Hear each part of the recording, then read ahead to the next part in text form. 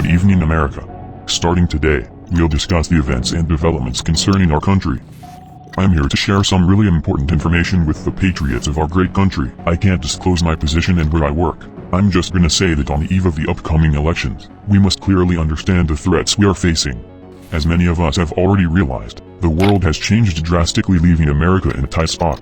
The US foreign debt has skyrocketed to a point of no return, and the country is closer than ever to a Great Depression-level crisis. All the recent fuss in Europe is merely a turf war to redivide an important market, and our nation's future hangs on its results. Who and at what price will supply fuel to loaded European countries? Who will orchestrate their political decisions? And the list goes on and on. When it comes to global competition, anything goes. Especially when it comes to a strong geopolitical rival, who also expresses its own ambitions and presence.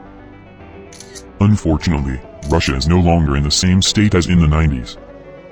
And while the strategy of deterring it through creating a belt of instability proved quite effective, we have to admit that our competitor becomes increasingly more difficult to stop.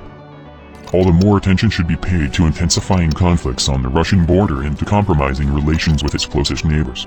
Creating a hot zone between Armenia and Azerbaijan was one of the recent brilliant operations in this field.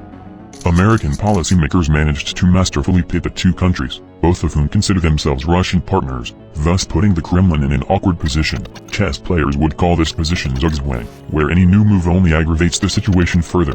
Against this background, the United States comes off as the peacemaker. Pelosi's recent visit marked a new chapter in the public rhetoric of the Armenian government. Next, we have involved Blinken.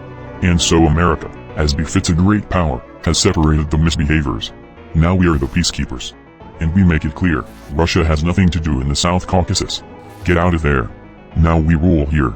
Clearly, many taxpayers are itching to ask why we funnel heaps of money to tiny countries with unpronounceable names. I can assure you, these efforts will pay off handsomely when we replace the governments of Armenia and Azerbaijan, turn this region into a burning pit and eliminate another contender for fuel trade with Europe. There is not a scrap of cynicism or immorality in this. This is America's foreign policy that now had only two options, either to win and keep the banner of democracy or to follow the Roman Empire's footsteps. I'm sure we all prefer the former.